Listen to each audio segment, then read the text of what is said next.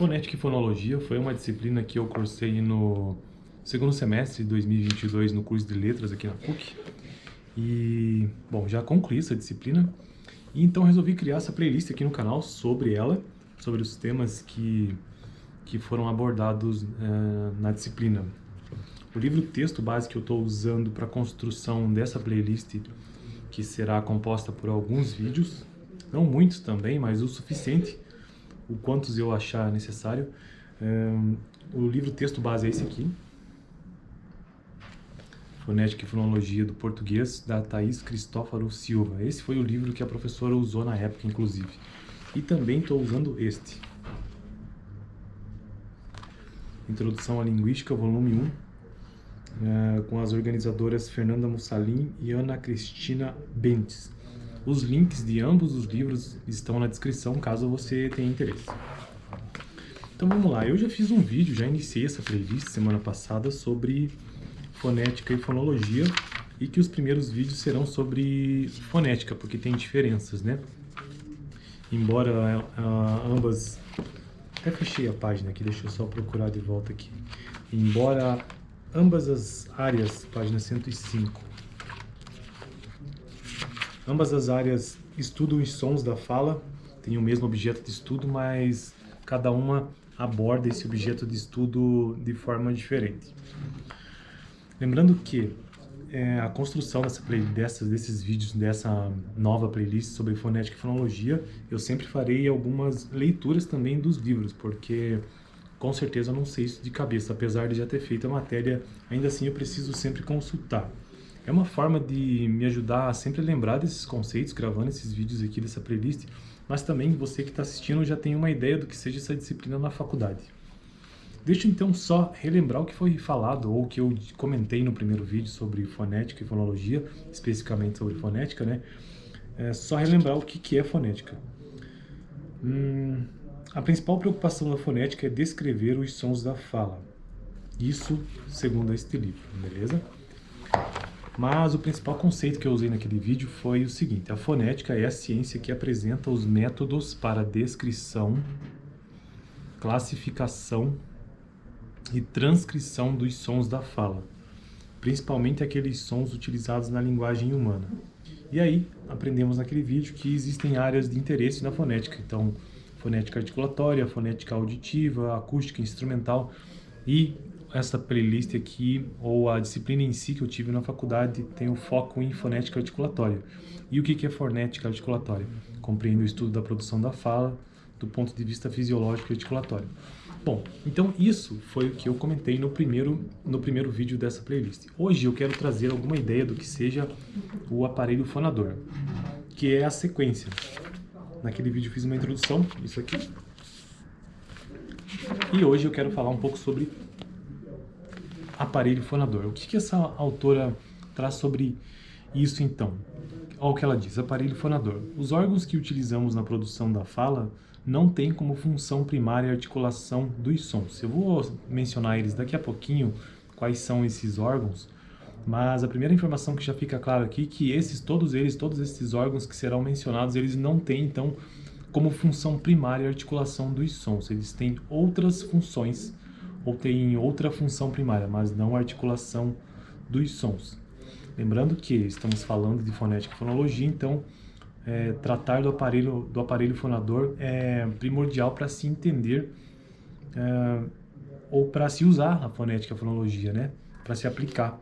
Porque se a fonética é um método para descrição, classificação e transcrição dos sons da fala, é importante entender de que maneira, então, ou descrever, ou apresentar onde que se originam aqueles sons, né? Então, o aparelho fonador não tem... os órgãos que compõem o aparelho fonador não têm como função primária a articulação dos sons. Na verdade, não existe nenhuma parte do corpo humano cuja única função esteja apenas relacionada com a fala. As partes do corpo humano que utilizamos na produção da fala têm como função primária outras atividades, como eu já mencionei. Entretanto, para produzirmos qualquer som de qualquer língua, fazemos uso de uma parte específica do corpo que, neste texto, será denominado de aparelho fonador. Daí ela continua dizendo o seguinte: Com o objetivo de compreendermos o mecanismo da produção da fala e da articulação dos sons, é que passamos então à descrição do aparelho fonador. E aqui agora ela vai dividir em 3 grandes grupos. Olha só. O aparelho fonador pode ser dividido em 3 grupos, ou 3 grupos dos órgãos do corpo humano que desempenham um papel na produção da fala. Primeiro grupo, o sistema respiratório. Segundo grupo, o sistema fonatório em si. E terceiro grupo, o sistema articulatório. Agora eu vou comentar sobre cada um desses sistemas. O sistema articulatório ele é composto basicamente pela faringe, pela língua, pelo nariz, pelo palato, pelos dentes, pelos lábios, entre outros. O sistema fonatório, composto pela laringe, onde está a glote, e o sistema respiratório, composto pelos pulmões, músculos pulmonares, brônquios e traqueia. Consideremos cada um dos sistemas ilustrados acima. Está nessa divisão, dá uma olhada no desenho. É só uma divisão básica, né?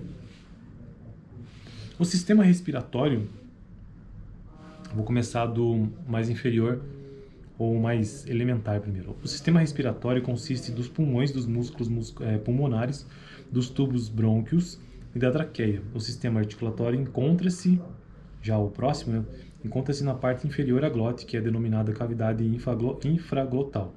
A função primária do sistema respiratório é, obviamente, a produção da respiração. E assim ele continua descrevendo cada um deles. O sistema fonatório, por exemplo, que é o segundo, né, são 3 sistemas articulatório, fonatório e respiratório. É constituído pela laringe. Na laringe localizam-se músculos estriados que podem obstruir a passagem da corrente de ar e são denominados cordas vocais. Então aquilo que a gente já ouviu tantas vezes de pregas vocais ou cordas vocais, faz parte então do sistema fonatório, principalmente na laringe, e é onde ocorre a obstrução ou não da passagem da corrente de ar. O espaço decorrente da não obstrução desses músculos laríngeos é chamado de glote. E a principal função desse sistema, deixa eu ver se eu encontro aqui. Ele dá um exemplo, né? O ato de engasgar envolve o fato de que a epiglote não obstrui a entrada de alimentos no sistema respiratório. O ar dos pulmões sai então visando impedir a entrada de corpo estranho ao alimento no sistema respiratório. Tem essa função primária.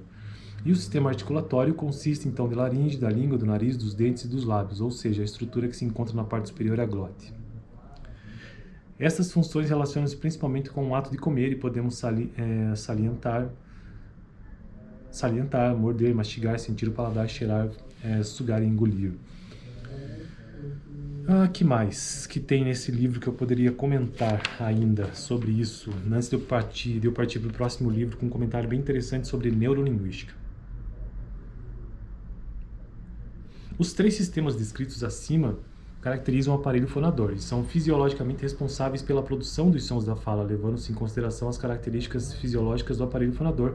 Podemos afirmar que há um número limitado de sons possíveis. Então, existe um número limitado de sons possíveis por conta do aparelho fonador, que ocorre nas línguas naturais. Isso se deve ao fato de ser fisiologicamente impossível articular um som por exemplo, em que a língua toca a ponta do nariz.